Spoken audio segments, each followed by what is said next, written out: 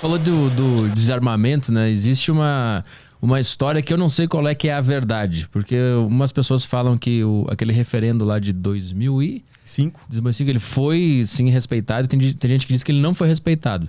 Sim. O que aconteceu de fato naquele referendo? Então, em 2005 teve um referendo que ia regulamentar um artigo específico da Lei 10.826, que é o Estatuto do Desarmamento, né? Chamado Estatuto do Desarmamento, e que pretendia proibir o comércio de armas e munições no Brasil. Esse artigo aí, com o trabalho de alguns parlamentares, ele foi a referendo. Então, para a galera entender, existia a Lei de Controle de Armas, que é a 10.826, um desses artigos foi a referendo. Vai poder vender arma no Brasil ou não? Né? Então, sim, para ser proibido, não para não ser proibido. Uhum. E o não venceu, com 64%. Foi a maior votação que nenhum presidente até hoje teve. Isso foi fruto de muita campanha de conscientização do pessoal da época, porque os artistas globais todos eram a favor do sim, era aquela campanha com a pombinha na mão. Eu lembro. E não sei o quê. E muita gente naquela época pensou assim, não, tudo bem, eu não pretendo ter uma arma, mas e se um dia eu quiser ter uma arma? Esse artigo proíbe para sempre o meu direito de um dia poder ter uma arma. E para quem tem, comprar munição. Uhum. O efeito seria devastador, né, no direito de acesso às armas do brasileiro. E esse artigo foi recusado em referendo. E na época, o então ministro da Justiça, em uma reunião que ficou famosa, ele falou assim, o povo votou errado, a gente vai desarmar mesmo assim.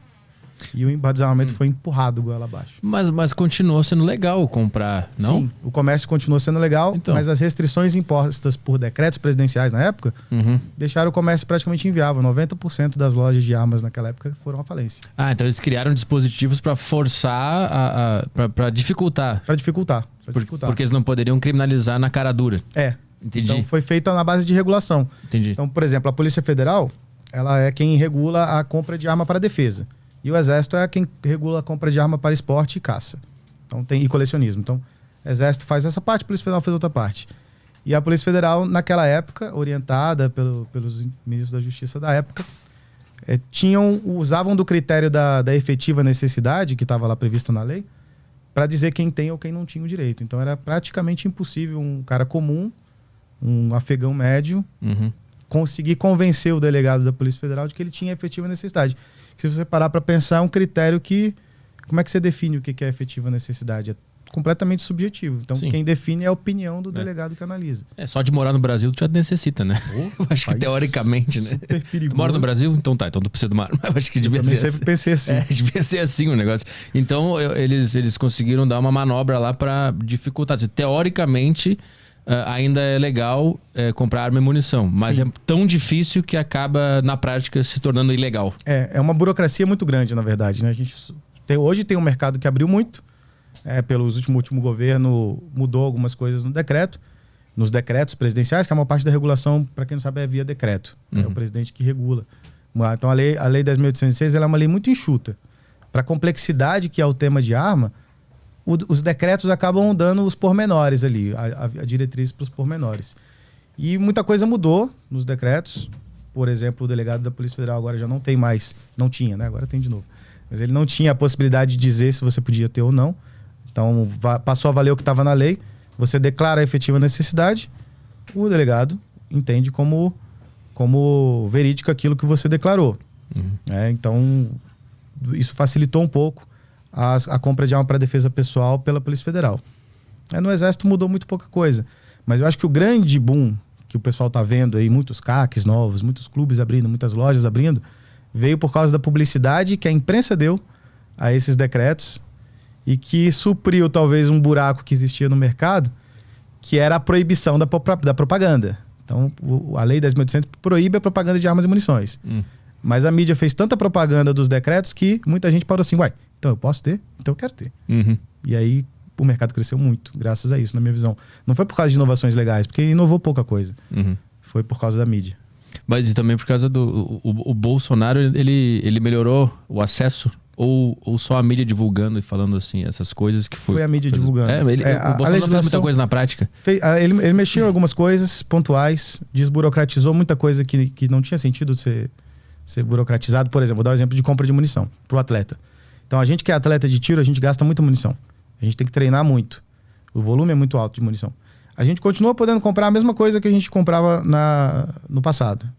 Sempre foi assim. Mas Antes eu tinha que fazer um papel para cada compra que eu queria fazer e levava no Exército. E o Exército aprovava, depois de 3 meses de espera de burocracia. Não sei quanto tempo na fila esperando. Saiu o papel, você ia na loja e comprava a munição que você queria. Então a gente às vezes tinha que fazer a compra no ano inteiro, né?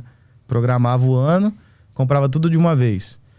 E com o Bolsonaro não, ele botou um sistema informatizado, onde você automaticamente vai na loja, faz a compra e o lojista lança no sistema a tua compra. Então desburocratizou, o controle continua igual, a quantidade continua igual. Ah, ele agilizou a parada. Agilizou. Ele não mudou de fato. Tu atira desde os 18 anos, é isso? Atiro desde os 18. Que ano foi isso? 2008, mais ou menos. Eu comecei em 2008. Acho que eu tinha uns 19, 20 anos. Naquela época, então, de lá pra cá, só o que mudou é a polêmica mesmo em volta das armas e tal. E com o tempo foi liberando mais armas que a gente podia ter direito a ter, né? Então, principalmente pro atleta, tem muita modalidade que a gente não podia praticar no Brasil porque não tinha acesso à arma. Que pratica a modalidade, por exemplo, Trigun, modalidades de tiro de longa distância. A tão falada R15, plataforma R15 era restrita pra gente. A gente não podia ter de jeito nenhum. Né? E aí, isso a gente foi conquistando ao longo dos anos. Os atletas desde 88, que é onde mais ou menos começou o tiro no Brasil, anos 80 ali, as restrições que vinham desde a época de Getúlio Vargas, elas foram sendo aos poucos sendo quebradas dentro do Exército para os atletas poderem competir.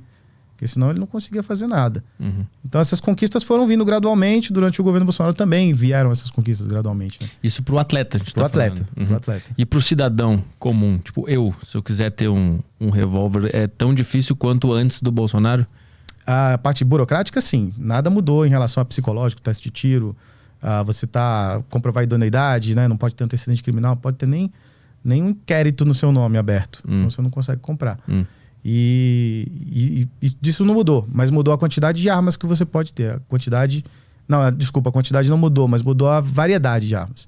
Então antes você podia ter calibres 28, 12, 38 e 380. Ponto, acabou. Que são calibres que 380 mesmo tá caindo em desuso. Já nem tem munição no mercado, mas não lança mais armas desse calibre. Então o Bolsonaro abriu um pouco mais o leque, entrou 40, 9, então aumentou 357. Aumentou o leque de possibilidades.